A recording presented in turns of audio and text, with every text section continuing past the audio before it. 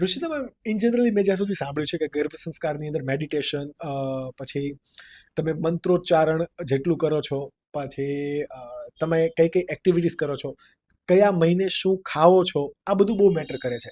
અને બહુ બધા લોકોને ડાઉટ હોય છે કે મારે પહેલા મહિનામાં કયું ખાવું, બીજા મહિનામાં શું ખાવું, શું ના ખાવું. તો મને જો તમે આની ઉપર ક્લેરિફિકેશન આપી શકો તો અમારી બહુ બધી ઓડિયન્સને કે જે જોઈ રહી છે એને હેલ્પફુલ થશે. ભારતને વિકસિત ભારત દેશ બનાવવાની જર્નીની અંદર તમે જે પ્રમાણે અમને સાથ આપી રહ્યા છો એ બદલ તમારો ખૂબ ખૂબ આભાર. અને thank you for choosing this particular topic two watch, because આ પર્ટિક્યુલર ટોપિકથી તમે બિઝનેસ ક્ષેત્રે, લાઈફ ક્ષેત્રે, પર્સનલ લાઈફ ક્ષેત્રે ક્યાંક ને ક્યાંક ડેવલપ થશો. અને તમે જો આ પર્ટિક્યુલર ક્લિપનો ફૂલ પોડકાસ્ટ જોવા માંગો છો તો તમે અમારી મેઇન યુટ્યુબ ચેનલ આકાશ ઉકાણી ચેનલ પર જઈ શકો છો. ત્યાં સબસ્ક્રાઇબ કરી શકો છો કે જ્યાં એવરી સેટરડે અમે નવા પોડકાસ્ટ અપલોડ કરીએ છીએ. અને આ આકાશ ઉકાણી ક્લિપ ચેનલ પર અમે અમારા ફૂલ પોડકાસ્ટમાંથી મોસ્ટ વેલ્યુએબલ ટોપિકને નાનકડી ક્લિપ સ્વરૂપે તમારા સામે રાખીએ છીએ અને એવરી ડે અપલોડ કરીએ છીએ. Then hit subscribe button to this channel as well. તમે અમારી સાથે ડેઇલી અપડેટ્સ માટે અમને ઇન્સ્ટાગ્રામ ચેનલ પર પણ ફોલો કરી શકો છો જો તમે બધી જ આ પ્રોસેસ કરી દીધી છે. અને enjoy the show. Definitely sir. Actually છે ને, ડાયટ બહુ સિમ્પલ સબ્જેક્ટ છે. એના માટે ભારે ભરખમ કોઈ ડાયટ લેવાની જરૂરત જ નથી. જે જમતા હોય ને ઘરે શુદ્ધ શાકાહારી અને સાત્વિક જ જમવાનું છે. મંથ વાઇઝ બાળકના અલગ અલગ ઓર્ગન બને છે, પણ એમાં થોડો ચેન્જ લાવવાનો છે. આપણે બહુ વધારે ચેન્જ નથી લાવવાનો. તો ભાઈ શું ખાવું એની વાત કરું ને, સિમ્પલી કે ગ્રીન વેજીટેબલ્સ કે પત્તાવાળા શાકભાજી, જેમાં ખાસ કરીને તાંજળીઓ છે, પાલક છે, મેથી છે અને ધાણા, આ ઉપયોગ વધારે કરવામાં આવે ને તો ન્યુટ્રિશન્સ જેમાં કે ફાઈબર છે, વિટામિન સી છે, વિટામિન એ છે, આ સારી માત્રામાં મળી રહે. પ્રોટીન વધારે મળી રહે, કેલ્શિયમ વધારે મળી રહે. બીજી વસ્તુ કે દૂધ વધારે પીવું જોઈએ.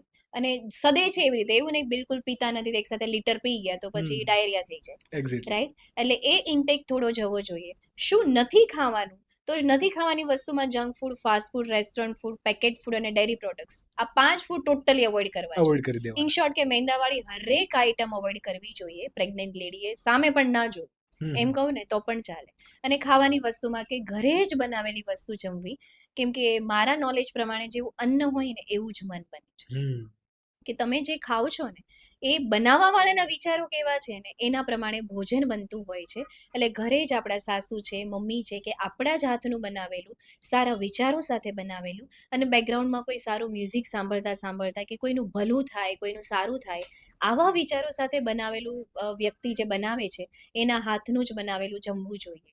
અને ઘણા લોકો એમ કે રેસ્ટોરન્ટમાં તો જઈએ અમે ક્યાં ફ્રીમાં જમીએ છીએ, પેડ જમીએ છીએ ને. પણ તમે પેડ પૈસા આપીને જમો છો, પણ બનાવવા વાળાના વિચાર કહેવાય. કોઈ થોડી માની જેમ તમે પ્રેમથી ખવડાવે છે. અને ત્યાં તો સ્વાર્થ જ હતો, પૈસાનો સ્વાર્થ. સીધી જ વસ્તુ છે. અને આમાં તમે જોશો કે ન્યુક્લિયર થતા ફેમિલી છે ને, કે સુરતમાં રહેતા હોય અથવા તો એક જ સિટીમાં રહેતા અને અલગ અલગ ઘરમાં, એના પાછળનું એક રીઝન આ પણ વન ઓફ ધી રીઝન. એવું નહીં કે ટોટલી રીઝન આ છે કે જેના અન્ન નોખા ને એના મન નોખા. કે ભાઈ રવિવારે આવ્યો, આપણે બહાર જમવાનું થયું અને બહાર જમવા જતા રહ્યા. હવે જે શેફ છે એ પોતાના પેટને પાલવા માટે કે ભાઈ રોજીરોટી માટે બનાવે છે. તમે અંદર જઈને જુઓ તો કેટલો કજિયો, કંકાસ, ઝઘડા થાય છે. ખાલી ડીશ બહુ સારી સર્વ થાય છે અને તમે પ્લેટિંગ થઈને સરસ રીતે એકદમ નશિંગ થઈને આવે છે બહાર. પરંતુ બીજા દિવસે મંડેની સવાર તમે જોજો કેટલી લેઝી હોય છે. તો ભલે તમે હેલ્ધી, ઘણા એવું કે અમે બહાર જઈને ખાલી સલાડ ખાઈને આવતા રહીશું, પણ સલાડ પણ ખાવ છો તો બનાવવા વાળું કોણ, રાઈટ? અને મંડે મોર્નિંગ તમે જો એટલી બધી લેઝી, આપણને એવું થાય કે સન્ડે ગયો ને એટલે, પણ નહીં, પારકું અન્ન પલી રહ્યું છે પેટમાં. એટલા માટે આ વસ્તુ થઈ રહી છે. અને તમે વાત પહેલા કરી કે ભાઈ દાદા ને પહેલાના સમયમાં બધું થઈ જતું હતું, પણ ત્યારે પણ ગર્ભ સંસ્કાર થતું જ, ઇનડાયરેક્ટલી થતું. અને આજે આને પર્ટિક્યુલર નામ આપવામાં આવ્યું. અને આમાં ઘણું ઓડિયન્સ એવું હશે જેને 70% જ રસ પડશે, 30% તો એમ જ કહેશે આ બધી તો વાહિયાત વાતો જ છે. અને અંધશ્રદ્ધા તરીકે માનવા વાળા લોકો પણ છે, બહુ બધા છે. બહુ બધા આની અંધશ્રદ્ધાની રૂપે માનવા વાળા છે. એટલે જ આપણે આને સાયન્ટિફિક વે થી લઈ જઈએ છીએ. કે ઘણા લોકો તો એમ પણ કહેવા વાળા હોય કે જે ઘણાના બિચારાના સાસુ હોય કે જે હજુ રૂઢિચુસ્ત માન્યતામાં માનતા હોય કે ભાઈ અમારે પણ બાળકો થયા, સારા જ થયા, અને આવું બધું કરવાની કાંઈ જરૂરત જ નથી, રાઈટ? પણ તમે તમારો સમય ચેક કરો કે આજથી 25 વર્ષ પહેલાની તમે જ્યારે વાત છેડો છો ત્યારે 25 વર્ષ પહેલા ઇનડાયરેક્ટલી ગર્ભ સંસ્કાર થઈ જતું હતું. કે જ્યારે તમે માતાના ગર્ભમાં બાળક હોય ત્યારે 4 જનરેશન સાથે રહેતી. તો જે પરદાદી હોય કે ગઢા સાસુ હોય એ પોતાની વહુને શિખામણ આપતા કે બેટા આ પુસ્તકો વંચાય, આવું કરાય, આવું ના. એ શિખામણ અમે આપીએ છીએ અત્યારે. ત્યારે વહેલા લોકો ઓટોમેટિકલી ઉઠતા.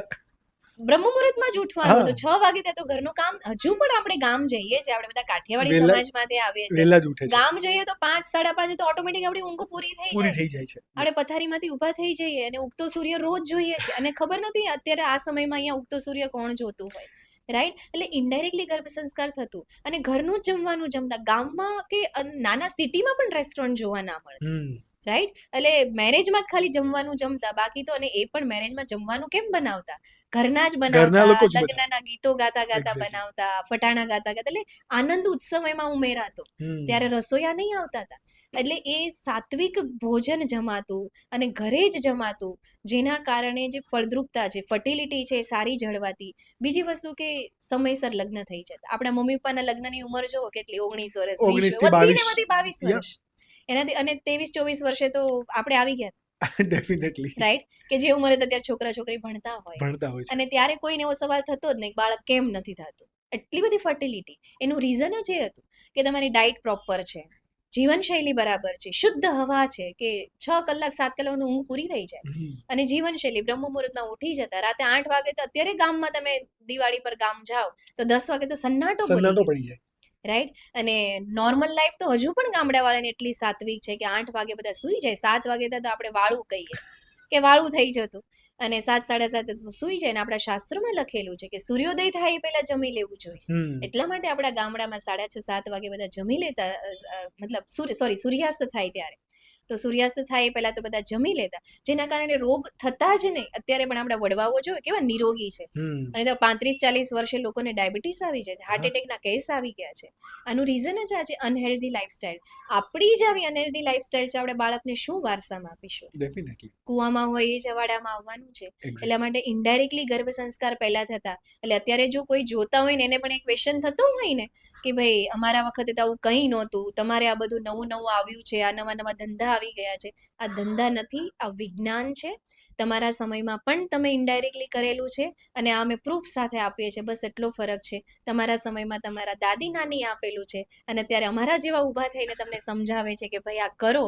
અને પહેલાના સમયમાં ઘરનું કામ જાતે કરતા, એટલે ઓટોમેટિક યોગ પ્રાણાયામ કસરત થઈ જતી, શુદ્ધ હવા લેવાઈ જતી. અને અત્યારે શુદ્ધ હવાના નામે ઝીરો છે. પોલ્યુશન આપણા સુરતમાં હાઇલાઇટ પર આવી ગયું છે, ડેફિનેટલી. રાઈટ? AQI એટલા બહુ માટે high છે. યસ, અમે પ્રાણાયામ કરવાનું સજેસ્ટ કરીએ કે શુદ્ધ હવા તમારી શરીરમાં જવી જોઈએ, કે જેનાથી બાળકનો વિકાસ સારી રીતે થાય.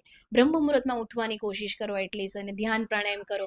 કેમ કે ઘરે કામ કરવા વાળા આવી ગયા છે, બધા માસીઓ આવે છે કામ કરવા, એટલે ઘરનું કામ કરતા નથી. એટલે ભાઈ ફિઝિકલી પ્રેક્ટિસ કરો, વોકિંગ કરો, એક્સરસાઇઝ કરો, યોગા કરો. તો આ બધું ગર્ભ સંસ્કાર છે. અત્યારે નામ ખાલી આપવામાં આવ્યું અને પહેલા ઇનડાયરેક્ટલી થતું હતું, એક્ઝેક્ટલી.